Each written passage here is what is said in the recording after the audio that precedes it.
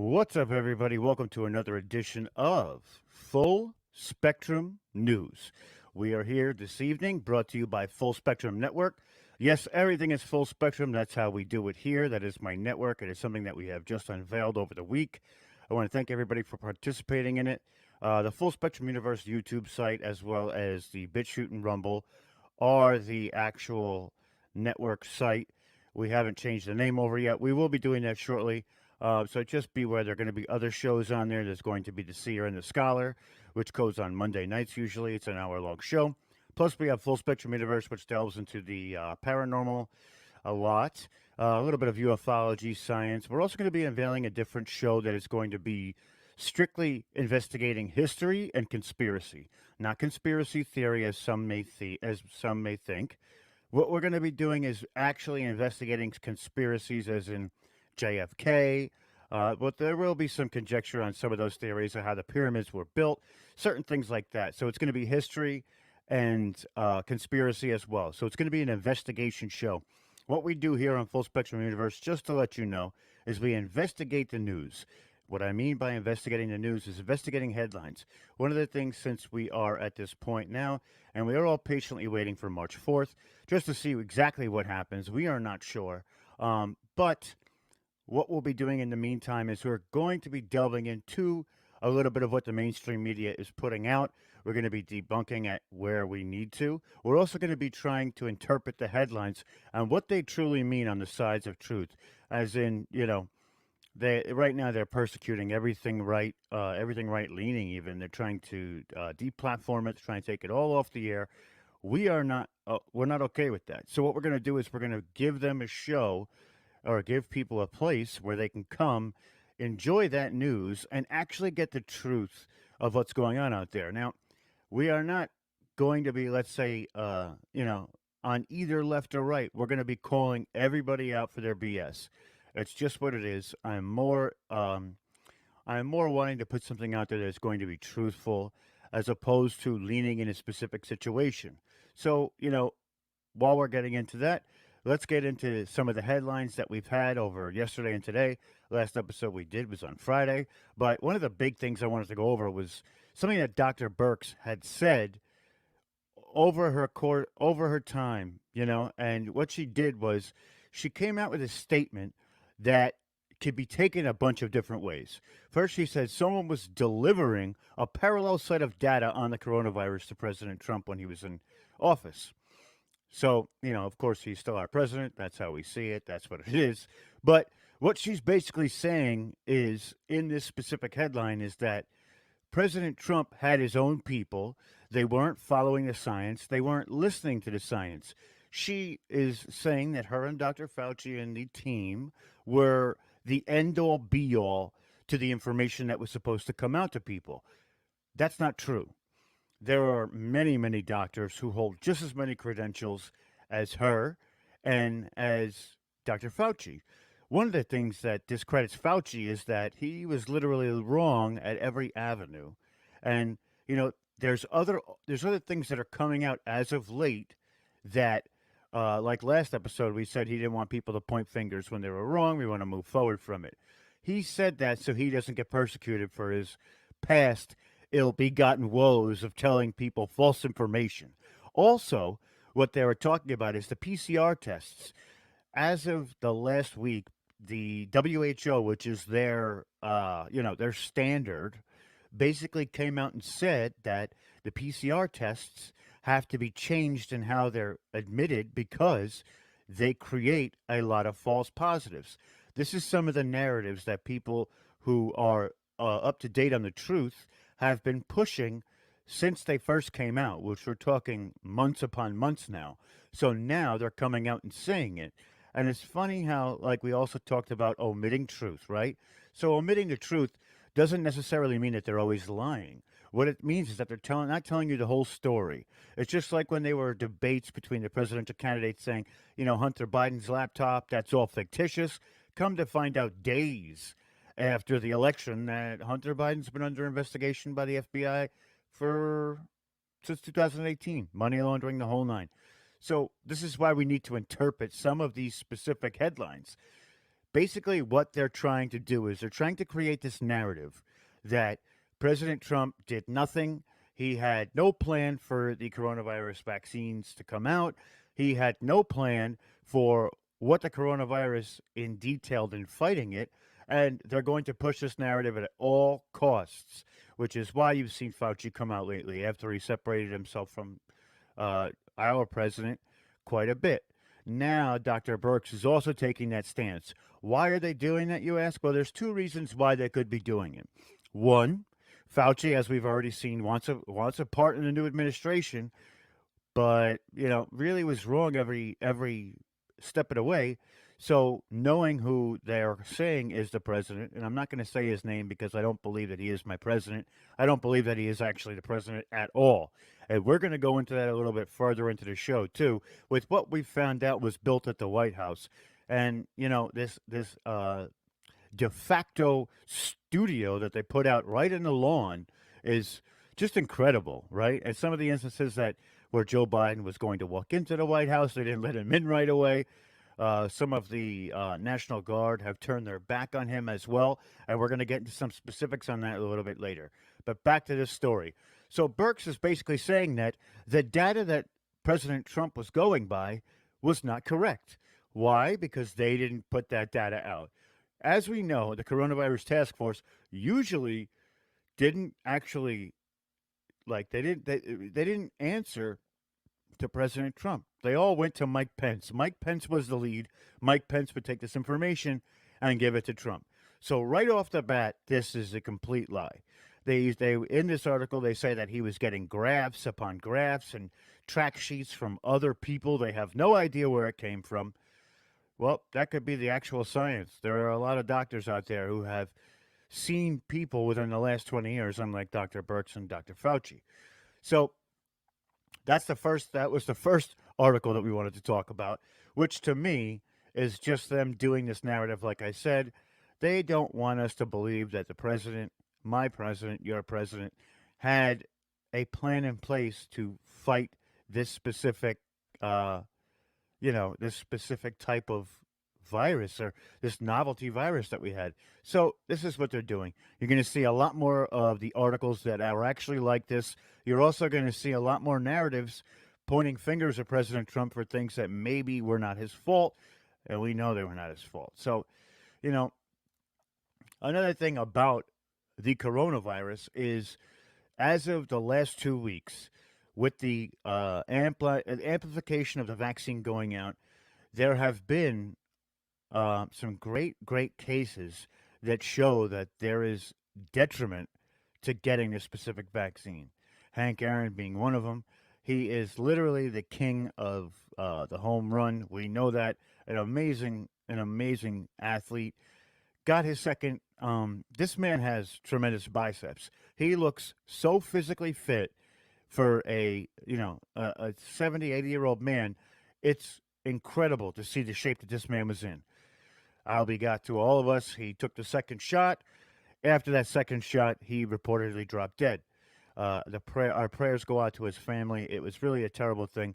And the thing about it was he was really trying to do something good for the community, he thought, in his eyes. He seemed a little off when he had a statement. He said he was trying to help zillions of people in the United States. Therefore, right off the bat, this man might not totally be 100% there. So what they did is they used him as a conveyor of a message to go and get the vaccine. The vaccine, the vaccine, the vaccine. That's what they're pushing. Now, as the vaccine gets rolled out more and more, we come to find out that over the last 2 weeks, 181 people have died after getting the vaccine. Now, are they covering this up? We don't know. But the data that we looked at covers 7,844 cases, and it included 181 deaths. The largest amount of deaths occurred in people over 75. We have a chart here. So from 17 to 44, the count was 5 people. The percentage of death was 2.76. So as we go up, this is of the 186 people. So 5 people between 17 and 44 actually passed away. Now, like I said, there's 7,844 people. Between 44 and 65, 29 people died. That accounts for 16.02% of that 181 number. From 65 to 75, 25 people died. That is 13.81%. So we get to the plus 75. Plus 75 had 87 people pass away. That accounts for almost 50% of that 181 number. And then they have 35 people who are unknown. How you have an unknown statistic, so somebody died, yet you don't know their age or how many of them were what? It doesn't make sense, right? So one death was recorded was of an unborn baby dying just after the mother received the experimental mRNA Pfizer vaccine. And that to me, again, we told you what this vaccine does. It creates a protein that blocks COVID, the COVID type of bacteria or virus that will form in your system through contact. Now, here's the thing. This baby was 28 weeks old and 5 days from the inception of this child. We know that this specific protein has an adverse effect on a woman's placenta, which is where the baby gets a lot of its nutrients, and it basically is what the whole encompassing of the baby, right? So this whole thing is crazy because it transforms that bacteria or that protein that is basically put together is meant to attack the body if there is no signs of COVID in the body. So they're having a ton of trouble with this. And now this should just tell you that, this vaccine has actually skipped a few levels of, experimental trials. So what happens is the CDC rushes this out. Now, here is another connection that a lot of people may not want to put together, but from what I'm hearing, what happens is when you get this vaccine, it fights off some of the COVID, but after a while, you'll get an autoimmune response to a lot of other types of bacteria or other types of viruses. And now that your cells are changed, your body is going to have a very hard time fighting them off.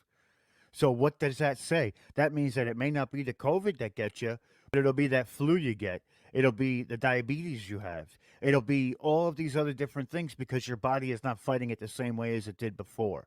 So now, this is the FDA guidelines are saying that this is all okay. And one of those reasons is because a lot of these companies facilitated have a connection to Bill Gates. And we know the story of Bill Gates. If you don't know the story, please do your research and look it up. This man has had TED Talks talking about taking out a third of the population so we can sustain the earth the way it's supposed to be. He's a nut job. This is not the case. What would be the correlation between the vaccines and Bill Gates? Well, since his money has a hand in creating these vaccines, to facilitate this one third of the population being taken out, one way to effectively do that while under the guise of trying to do something proper or help would be to implement the vaccines to not be the thing that kills you, but be part of the reason that you die was because it has this diabolical thing that it does to your immune system, not being able to fight off anything else. So what does that do, right? So now you're going to get all these other diseases and die. They can't blame it on the vaccine. Therefore, they have that plausible deniability.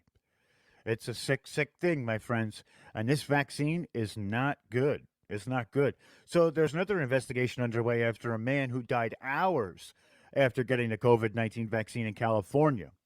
So, this is just another article saying, and this is all mainstream media. This is Fox News, The Hill. I mean, we're finding these things as commonplace now. So, and it's not about being an anti-vaxxer either. It's not it. It's not what it is. The anti-vaccination is not what we're talking about. But, there's a lot of things out there that we just don't know are going on. And they're saying it's okay, just don't worry about it. And people just don't worry about it. That's not okay. Make sure you do the proper diligence and making sure the things you put in your body are okay.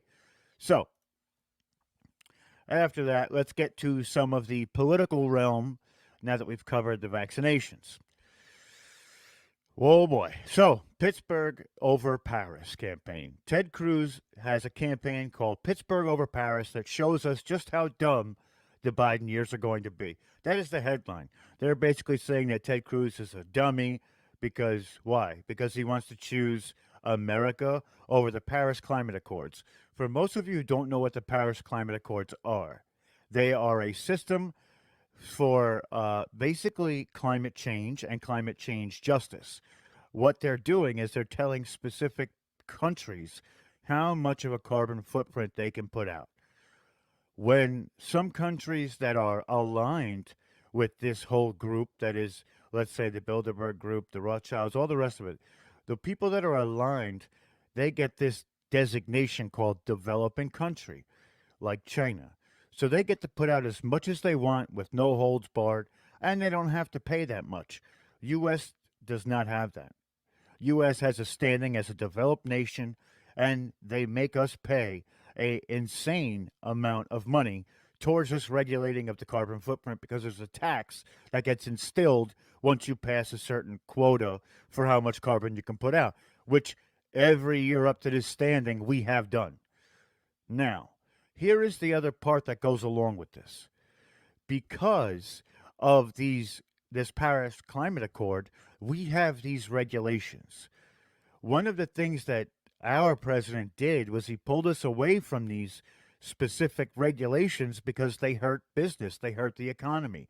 They make the people who own the businesses have to spend a ton of money just to get within those guidelines to not get taxed or fined on top of what they're already paying for payroll tax and all the rest of it. It became a very costly endeavor to own a business during the Obama years and maintain these guidelines so you don't get fined, which destroys businesses. So, what does that mean, right?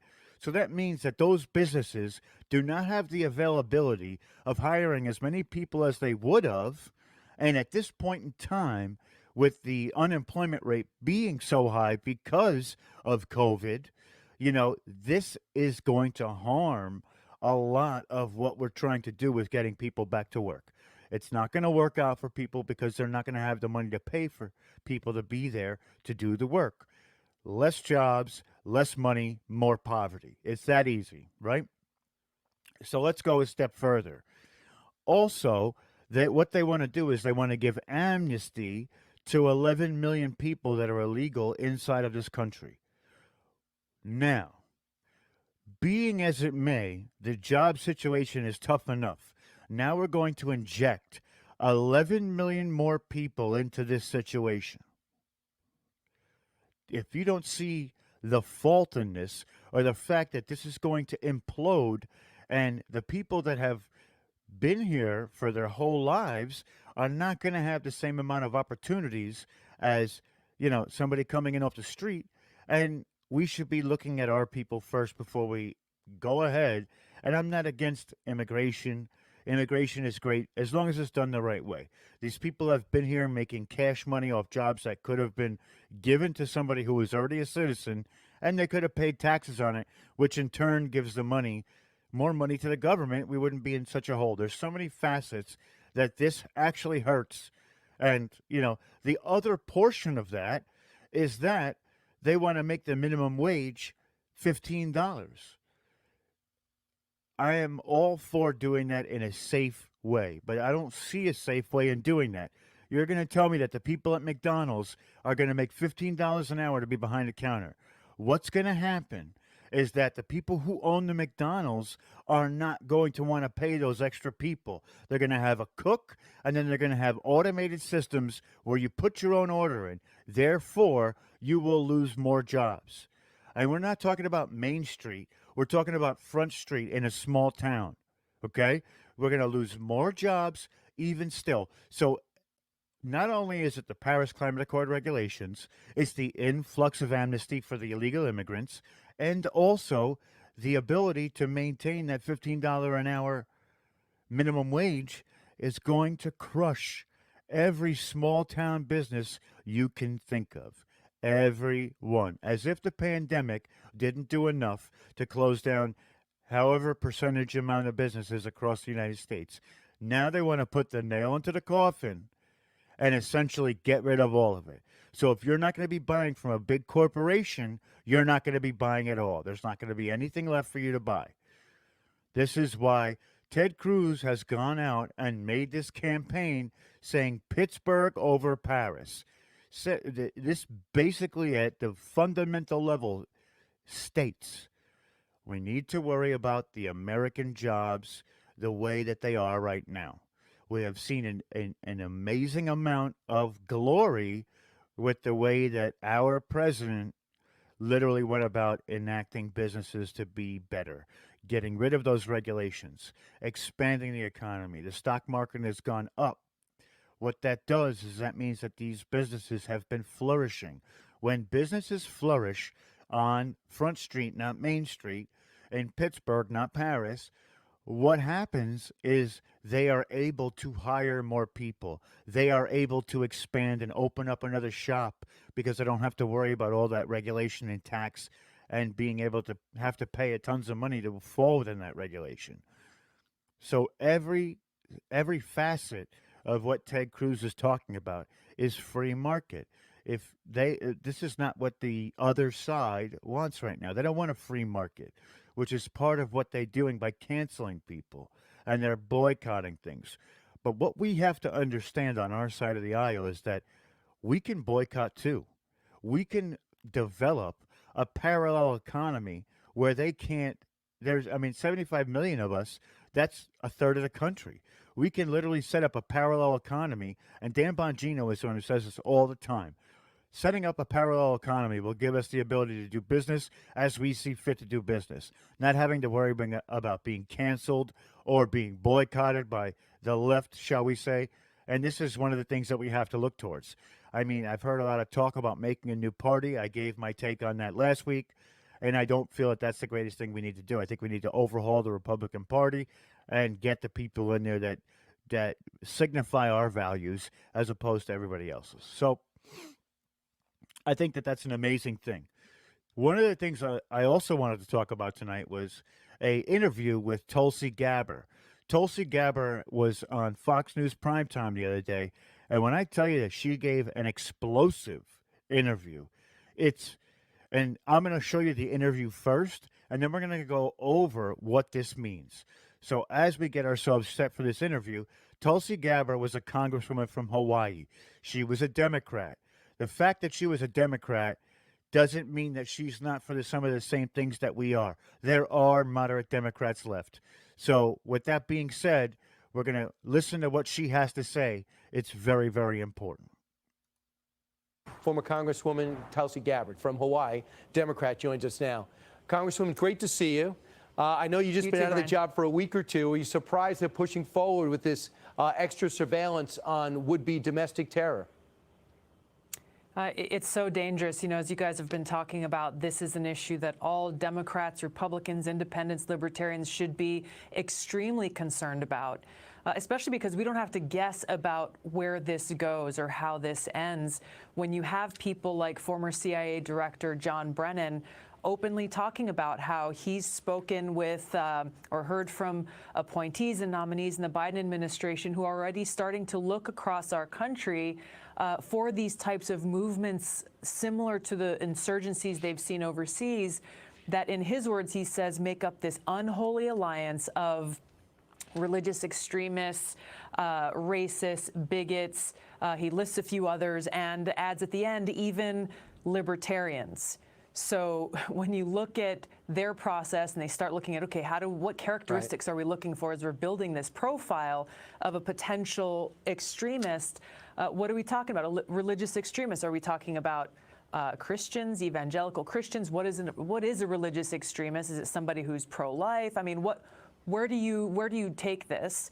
You start looking at, okay, well, obviously have to be a white person, obviously likely male. Libertarians, well, if anybody who loves freedom, liberty, maybe has an American flag outside their house, or people who, you know, attended a Trump rally.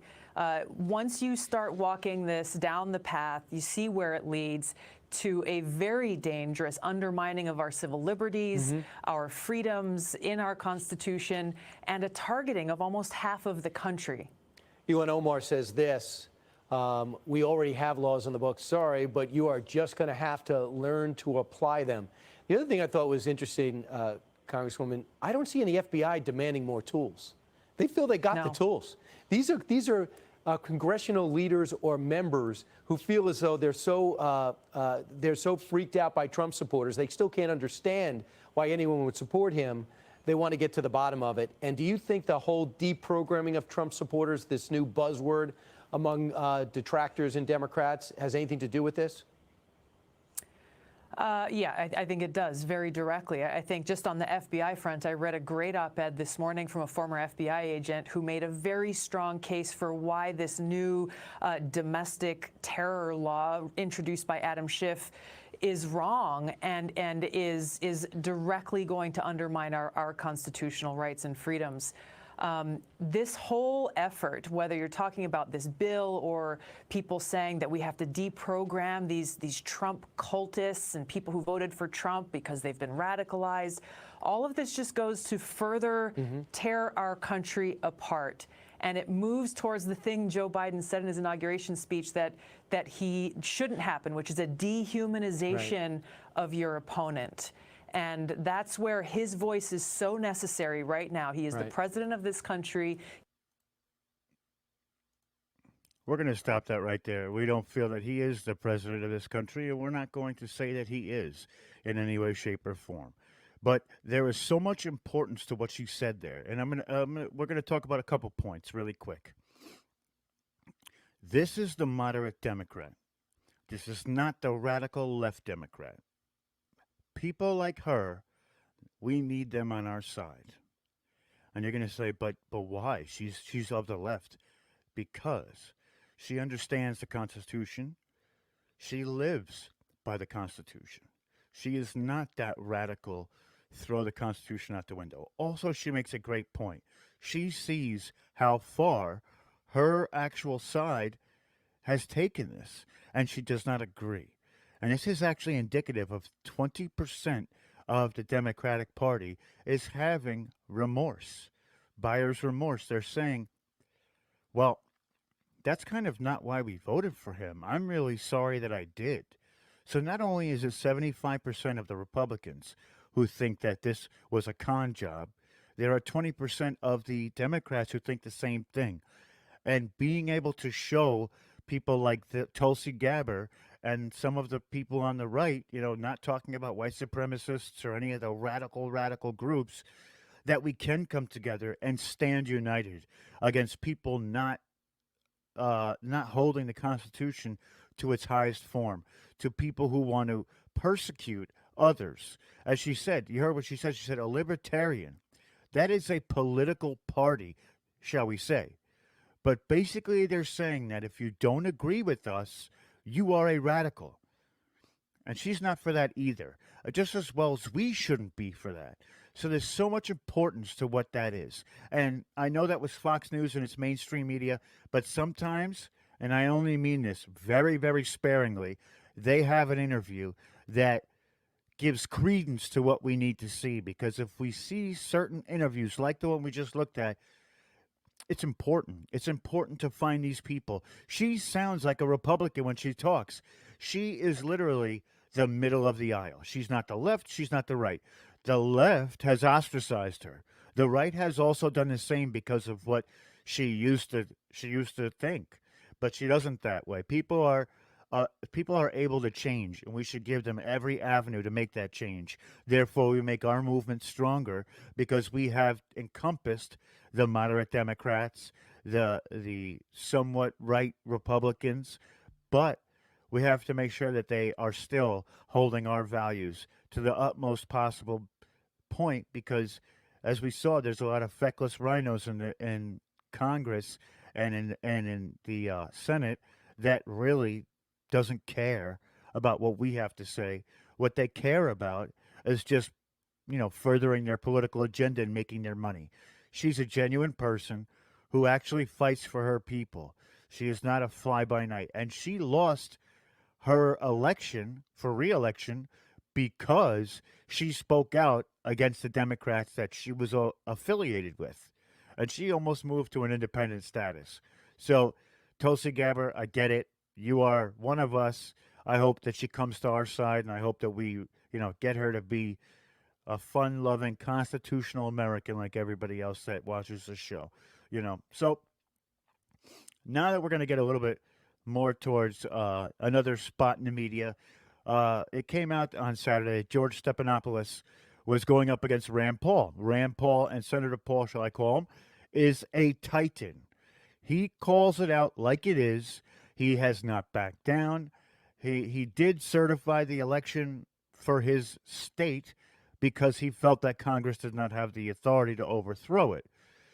I don't agree with that. But then again, we're not going to agree with everybody on our side or their side.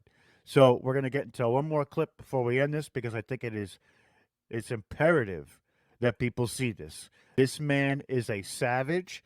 What he did to George Stephanopoulos is incredible. And I think that we should do more of this. The people who are for what we believe in should be doing more of this to the mainstream media because they literally just lie. They straight out lie, and he calls them out on it. So let's get to Rand Paul and see what he's doing to make sure that we are heard. Well, 75% of Republicans agree with you because they were fed a big lie by President Trump and his supporters who say the election was stolen. Why can't you say? Well, I think where President Biden won a legitimate and fair election? Hey, George, where you make a mistake is that people coming from the liberal side like you immediately say everything's a lie instead of saying there are two sides to everything. Historically, what would happen is if I said that I thought there was fraud, you would interview someone else who said there wasn't. But now you insert yourself in the middle and say the absolute fact is that everything I'm saying is a lie. Well, because, Senator, I said what the president said was a lie because he said, hold on a second. He said the election was stolen. This election was not stolen. The results were certified in every single state after counts and recounts. You're saying that absolutely it was. You're saying there was no fraud and it's all been investigated. And that's just not true. It's not what I said, sir. I said the Department of Justice found no evidence. Let me finish my point. You said something that was not true. You say we're all liars. You're just simply saying we're all liars. And I said it was a lie that the election was stolen. Premise that you're right and we're wrong. Well, let's talk about the specifics of it. In Wisconsin, tens of thousands of absentee votes had only the name on them and no address. Historically, those were thrown out. This time they weren't. They made special accommodations because they said, oh, it's a pandemic, what their address was. So they changed the law after the fact. That is wrong. That's unconstitutional. And I plan on spending the next 2 years going around state to state and fixing these problems. And I won't be cowed by liberals in the media who say, there's no evidence here and you're a liar if you talk about election fraud. No, let's have an open debate. It's a free country. There's no widespread evidence of election fraud that overturned the results. That was stated as well by the Department of Justice, led by President Trump's Attorney General. In Wisconsin, there were counts and recounts. Never studied that. Even that's not true. Even that's not true. William Barr said that directly. Barr said that, but there was. Yes, he said that. Yes, that was a pronouncement. There has been no examination, thorough examination of all the states to see what problems we had and see if they could fix them. Now, let me say, to be clear, I voted to certify the state electors because I think it would be wrong for Congress to overturn that. But at the same time, I'm not willing just to sit here and say, oh, everybody on the Republican side is a liar and there is no fraud. No, there were lots of problems and there were secretaries of state who illegally changed the law, and that needs to be fixed. And I'm going to work hard to fix it. And I won't be cowed by people saying, oh, you're a liar. That's the problem with the media today is they say all Republicans are liars and everything we say is a lie. There are two sides to every story. Interview somebody on the other side, but don't insert yourself into the story to say we're all liars because we think some. Absolutely incredible. Rand Paul put that man on blast. Did you see what he was doing? This is what they do now in the media. They have Rand Paul up there. He is vehemently speaking truth on all levels. What happens? Oh, well, he said this, he said that, just kept spewing the same talking point like that was justification or, that was essentially his argument to dispute what Rand Paul was saying. It's not. You just kept spewing the same talking point. This man is an idiot. George Stephanopoulos is the biggest libtard you have ever seen in your entire life. This man thinks that everything he says is just God written truth, and it's sickening. He makes me sick, and I'm so glad that Rand Paul put him on blast because this man is the worst of the worst. He is mainstream, he is terrible, and he is super liberal. So, it's not about, he's right though. Rand Paul is right. There's two sides to every story. That's one of the things that, you have to, when you're doing all of your research, you have to look at both sides. Why? Because most of the time, both sides say something and it's extreme to either way. So to find that middle ground of what might be truth, you have to examine both. He's not wrong, and he's right.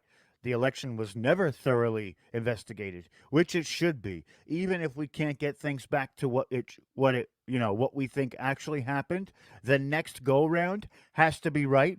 And if it's not, it's going to be a serious problem in this country, and I don't want to see it get there. And I'm not saying I'm promoting violence or anything like that. I just want to make that disclaimer, but I do think that we need to harp down on what's happening out there, because if 75 million people on one side of the aisle feel that it wasn't right, and now 20% of the other side of the aisle are saying, I think we made a mistake, obviously something went wrong, right?